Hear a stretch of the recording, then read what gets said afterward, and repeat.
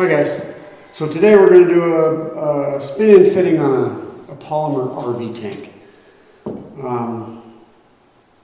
A lot of people think this might be a complicated process, but you really only need a few things. It's more complicated than an ABS tank.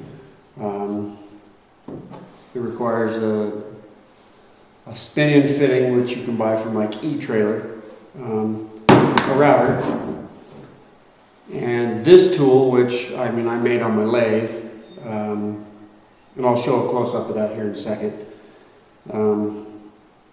You can buy these on E-Trailer as well, and if you don't need to keep it, you can always sell it and recoup your money. But to replace this tank in a big fifth wheel, you go to an RV dealership. I'm going to say you're probably somewhere between $1,200 and $2,500. So the cost of this, which I think was $100, that's $10.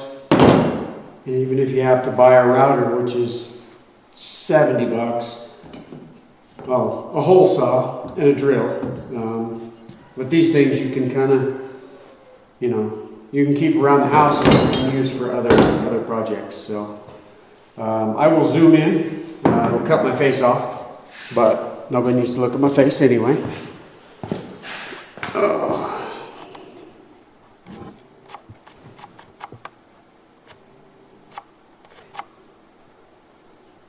Right there. That should be close enough.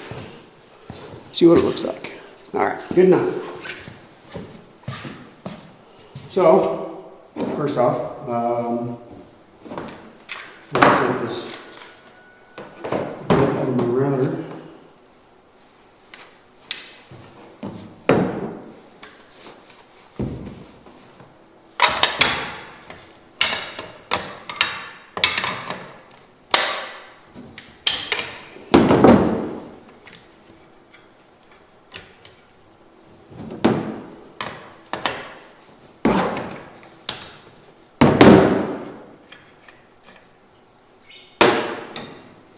Got rid of the bit, also took out the collar. Oops, sorry, can't see right there that goes in there, because this is a has a half-inch arbor. Just slide it in there.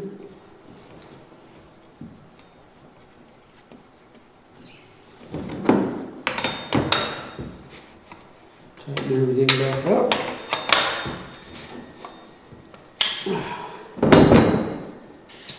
And that's it. Obviously, you're going to have to figure out where you want to put your inlet for your tank, whether it's a vent line or, a toilet, this being a toilet for your toilet flange. And this tank is not going in an RV. This is going to end up being a water tank to feed my animals, because their water freezes every day and I don't have heated water tanks, so I got to take them water every day. So we're just going to add an extra tank, and I figured I'd show you how to spin in a fitting. So we're going to put my fitting right here. Ooh, let's turn that down.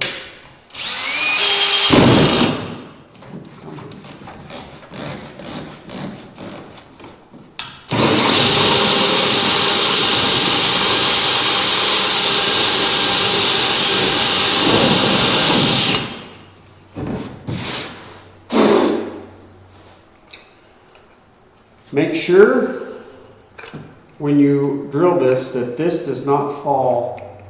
piece does not fall inside your tank.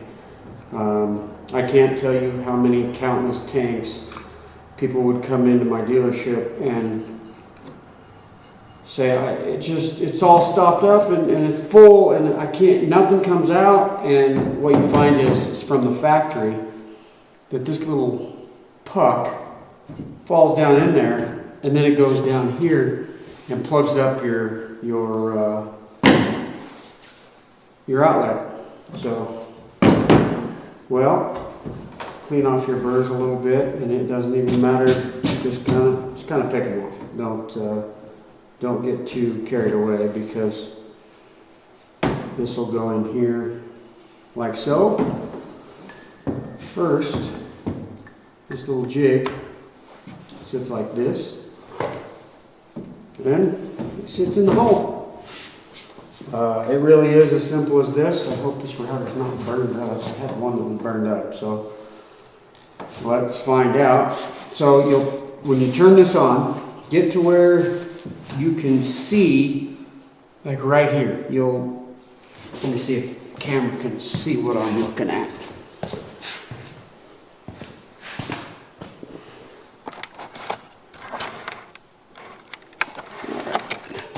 Let's see here. I am going to zoom in just a touch more.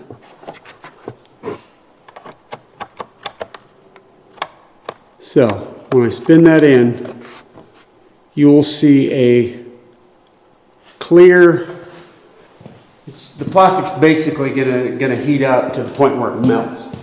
And that's how you roll them in. So you're gonna see right in here that there will be this clear, and you wanna go about halfway through this,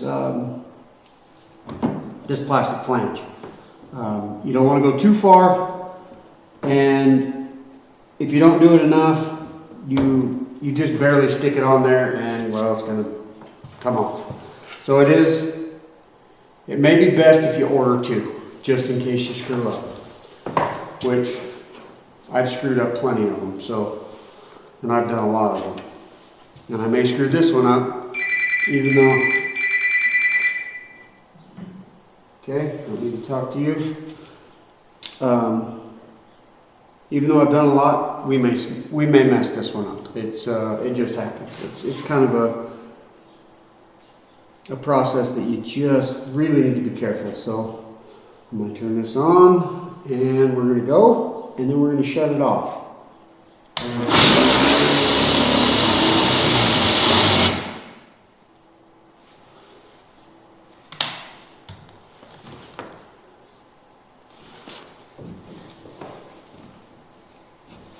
And you can see that clear plastic.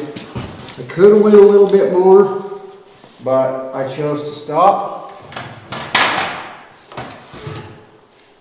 So a touch more, and a lot of times you get, you probably can't see. I wish I could see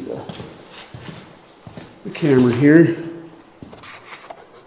You can kind of see let me back it out. So there's these other ones here.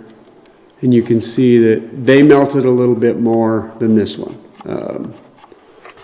I could have went just a little more, and probably it would have been a little better. But like I said, that is the process. If you're not happy with your weld, and a lot of times you want to take that off, leave your router on here for just a little bit for this plastic to re-solidify. Because I've taken them off too soon, and it was still wet and gooey, and well, I ended up just having to start over. So that's it.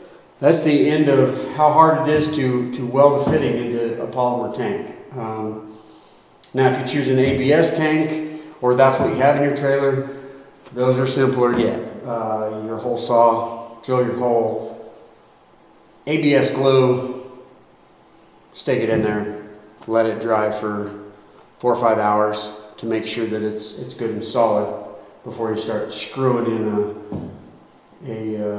a fitting. So yeah, if you have any questions, I've been working on RVs. Any RV question, I can answer it. There isn't one thing I haven't worked on an RV. So, yeah, guys, like, subscribe. I'll have more RV stuff coming when RV season comes back around. My plan is to teach everybody how to work on their RVs, so I don't have to. I prefer to work on my vehicles and my overland bills and my custom cars and trucks. And I'm trying to get away from the RV stuff, but the RV stuff pays the bills. So anyway, like, subscribe, ring the bell. Let me know if you have any questions. Just throw them down in the comments. Thanks, guys.